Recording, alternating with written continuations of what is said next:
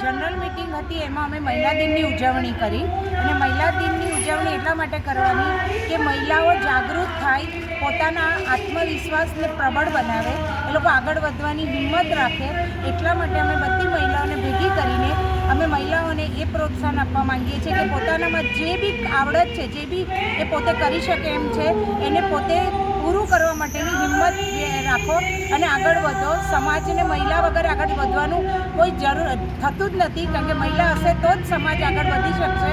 ઘરથી લઈને રાજકારણ સુધી તમે જ્યાં બી જોશો ત્યાં મહિલાનું પૂરેપૂરું સ્થાન છે.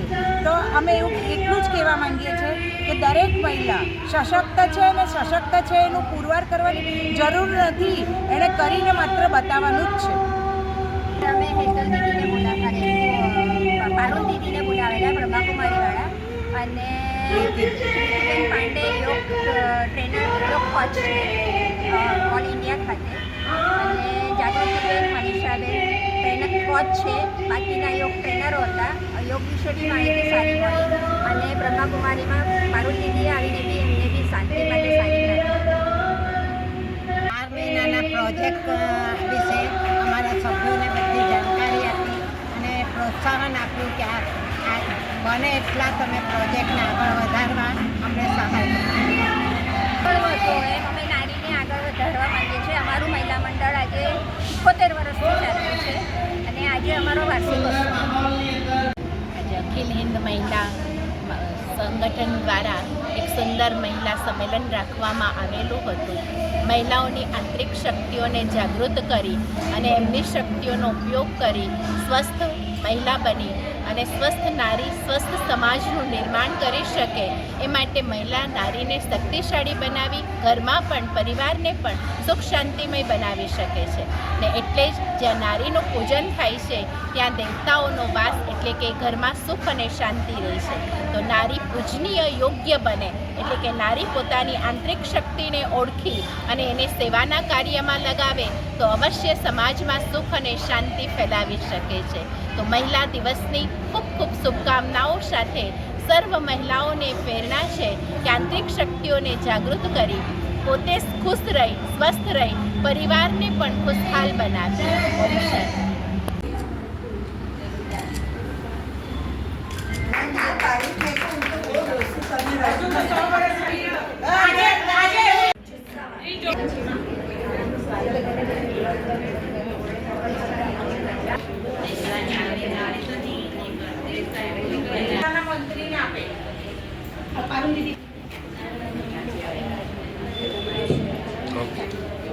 ઉષાબેન ખજાનજી છે, તાળીઓથી વધારીને.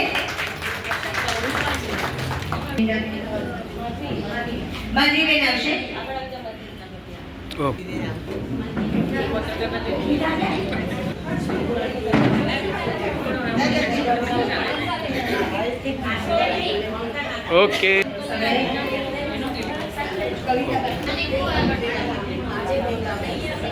ઓકે.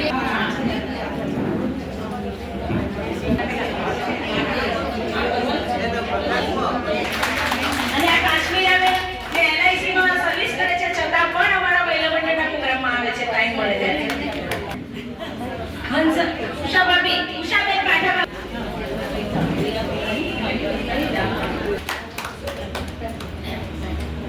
ઓકે.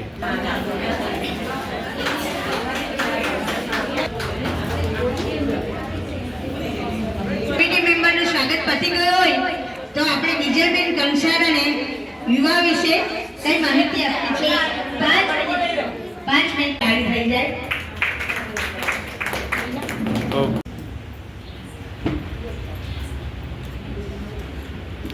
યોગાના દરેક પ્રોગ્રામો દરેક સંસ્થા સાથે જોડાઈને એ કામ કરતા રહે છે.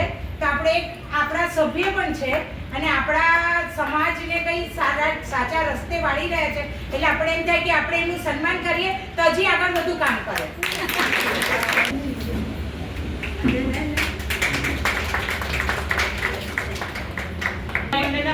મને મહિલા મંડળના પ્રોગ્રામમાં હાજરી આપવાનું ના કહો. ખાલી છે કે અમારે ઝોન કોર્ડિનેટર અહીંયા બેસેલા છે. અમારે 4 વાગે ક્લાસ હોય છે અને 4 વાગે અમારે ઓનલાઈન મોકલવાનું હોય છે. આજે અમે ક્લાસમાં રજા આપીને સ્પેશિયલ તમારા માટે આવ્યા તો અમને એકલી બેન એવું કહી કે આપણે પ્રોગ્રામ છે મારો ફોટો જાય ઓકો નહીં એક મિનિટ દરેકનો એક દિવસ અમને જોઈએ છે. જેમ આજે રજા આપી એમ હવે દર મહિને રજા આપો. માધવીબેન, જોડતા જાઓ અને યોગ કરાવતા જાઓ અને અમારા મહિલા મંડળમાં હાજરી આપતા જાઓ. ટીનુબેન, આ બધા યોગ ટ્રેનર છે. ખૂબ સરસ. પ્રીતિબેન આજનો ફોટો અમારો મંજૂર કરજો.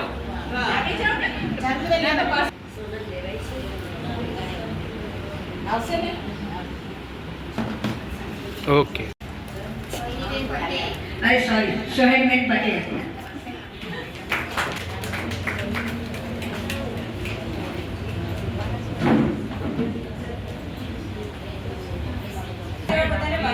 બધાને શુભકામનાએ અને મારા જેવા એમાંથી વધારે બહાદુર બનો એવી બધાને શુભકામના. મેં બી જ્યારે શરૂઆત કરી ને તો નાનું અળસિયું હોય ને એનાથી બી ડરતી હતી અને આટલી પ્રગતિ કરી એટલે કોઈ નાની વસ્તુથી શરૂઆત કરો અને તે ઉપર સુધી જશે જ. થોડી મહેનતની જરૂર છે. આપણે મનથી સ્ટ્રોંગ થવાનું છે. આજની મહિલા બહુ આગળ છે. જમીન પર બી છે અને આસમાન પર બી છે. બધી રીતે બેને કહી દીધું છે. ખૂબ ખૂબ આભાર. ઓમ શાંતિ. ફરીને આપ સર્વને દિલથી મહિલા દિવસની ખૂબ ખૂબ શુભકામનાઓ. આપ સર્વને, સર્વ માતાઓને ખૂબ ખૂબ પ્યાર ભરા નમસ્કાર. ઓમ શાંતિ.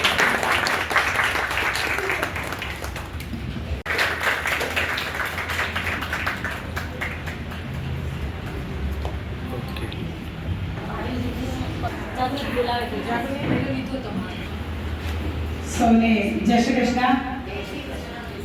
કેમ છો બધા?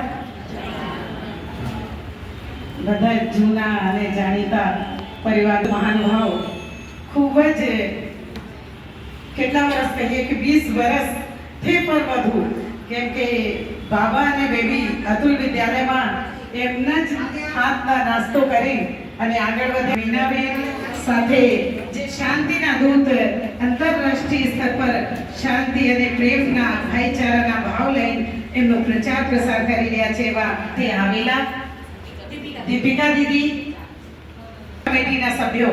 અને એવું કહીએ કે અમારા ઘરના પ્રસંગ છે તો ઓછું નહીં, કારણ કે અખિલ હિન્દ મહિલા પરિષદના વલસાડ બ્રાન્ચના પોતે સભ્ય અતિથિ ના હોય પણ આપણે ભારતીય સંસ્કૃતિના અનુસરતા હોઈએ કે કોઈ પણ વ્યક્તિને બોલાવીએ તો યથાશક્તિ આ યથા આપણે સંસ્કૃતિ પ્રમાણે સન્માન આપતા હોઈએ. તો એ માટે આપ સૌનું નારી તો નારાયણી માત્ર ઉદ્ઘોષ નહીં રહી ગયા. અહીંયા દેખાઈ રહ્યા છે કે નારી ખરેખર નારાયણી ભરી ગઈ છે. યસ નારાયણ છે. અને ખરેખર આજને મને જેમાં મોટા ભાગે છે કોઈ યંગ બહેનો જોડાતા હોય 40-50 ના ઉપર વાલે પર કમાલના કાર્ય કરે. હમણાં બહેનો ધીમે ધીમે વાંચતા હતા, કાગળ લઈને પણ એમની પ્રવૃત્તિઓ તો જો ફૂડ ડિસ્ટ્રીબ્યુશન કર્યા, તો બ્લેન્કેટ ડિસ્ટ્રીબ્યુશન કર્યા, તો આ કર્યા તે જાણી દો. જેટલું વખાણ કર્યું એટલું ઓછું. પણ મારું ક્ષેત્ર શું છે, બેન પરિચય શું કરાયું છે કે ગુજરાત સ્ટેટ યોગ બોર્ડમાં કોઓર્ડિનેટર, ઝોન કોઓર્ડિનેટર. તો મિત્રો આજે તમને એ જ વિષયમાં વાત કરીશું, સ્વાસ્થ્યના વિષયમાં. શરીર માધ્યમમ ખલુ ધર્મ સાધનમ. કુમાર સંભવમાં લખેલું છે કે શરીર માધ્યમમ ખલુ ધર્મ સાધનમ. શરીર જ માધ્યમ છે કોઈ પણ લક્ષ્યની પ્રાપ્તિ માટે. રાષ્ટ્રીય યોગ દિવસની કોઈ જરૂર નહીં, દરરોજ મહિલા પૂજની છે. જો ગણપતિ આવે તો કોઈ 3 દિવસ રાખે, શિવજીના તહેવાર આવે તો 1 દિવસ, નવરાત્રા આવે તો આપણે 9 દિવસ પૂજીએ, કન્યા પૂજન કરીએ. આપણે તો ભારતીય સંસ્કૃતિમાં લખેલું છે, કોઈ આજની વાત નહીં. વિસ્તારમાં તો એવું સિસ્ટમ જ છે કે જ્યારે ઘરની કન્યા રત હોય તો આજે જો બહેનો કયા ક્ષેત્ર બાકી છે જેમાં નથી ગયા.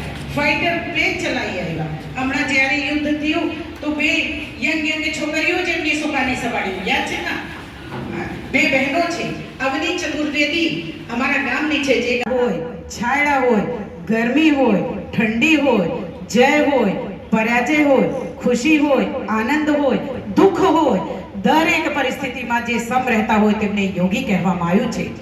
એ ક્યારે બોલ્યા છે? ભગવદ્ ગીતાના શ્લોક છે. એમનું આજના અર્થ મેં કહી રહી છું, પણ ત્યારે ભગવાન યોગેશ્વર યુદ્ધના મેદાનમાં બોલ્યું, જ્યારે અર્જુન ગાંડીવ મૂકી દે છે અને કહે છે કે કોના સામે યુદ્ધ લડવાની વાત કરી રહ્યા છો? સામે આજા છે, સામે કાકા છે, ભત્રીજા છે, એ લોકો સામે યુદ્ધ લડીને શું મળવાના છે? ત્યારે કહે છે કે આ તો તમારું આ જગ્યામાં તમારું આ કર્મ છે, અને આ કર્મ જે જગ્યામાં જે પરિસ્થિતિમાં હોય તે કરવાનું હોય, અને એમનું કંઈ અલગ પરિણામ આવવાના છે. તે જ આજના સંદર્ભમાં એ વાત છે.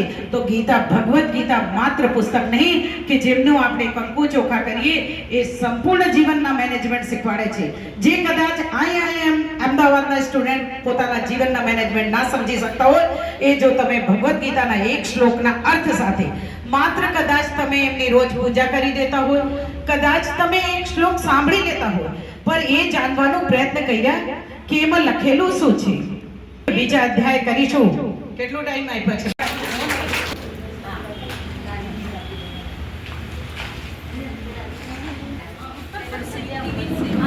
દીપિકાબેનનું સ્વાગત કરશે કવિતાબેન દેસાઈ. ઓમ શાંતિ. આદરણીય બ્રહ્મકુમારી પારુ દીદી બ્રહ્મકુમારી વિદ્યાલય પાડી વિદ્યાલયના આધ્યાત્મિક અને નૈતિક શિક્ષણ આપતી સંસ્થા છે. આ સંસ્થા વિશ્વભરમાં શાંતિ મેડિટેશન શીખવાડવામાં આવે છે. આ સંસ્થા આજના સમયમાં વિશ્વના 140થી વધુ દેશોમાં સેવા આપી રહ્યા છે. હજારો સેવા કેન્દ્ર છે. લાખો લોકોને આધ્યાત્મિક માર્ગદર્શન આપી રહી છે. આમાંની એક સંસ્થા આપણી પાર્ટી સંચાલિકા બ્રહ્મકુમારી પારુલ દીદી છે. છેલ્લા 38 વર્ષથી બ્રહ્મકુમારી વિદ્યાલયમાં સમર્પિત રૂપે સેવા આપી રહ્યા છે. છેલ્લા 30 વર્ષથી પારડીની અંદર નિસ્વાર્થ ભાવે સેવા આપી રહ્યા છે. બ્રહ્મકુમારી પારુલ દીદી અનેક શાંતિ પ્રવચન, અલવિદા તણાવ, વ્યસન મુક્તિ, વેલ્યુ શિક્ષણ, બાળકો રંગો વગાડ્યો છે. આવા અનેક કાર્યક્રમો કરાવે છે. અને અત્યારે નજીકમાં ત્યારે બ્રહ્મકુમારી રિટ્રીટમાં અમે એને સાંભળ્યા, વિદ્યાનગરમાં જાગૃતિ દીદીને સાંભળ્યા. એમનો અનેક વખત અમને ખૂબ જ ગમ્યું છે. તો આવો પારુલ દીદી અમને માર્ગદર્શન આપો.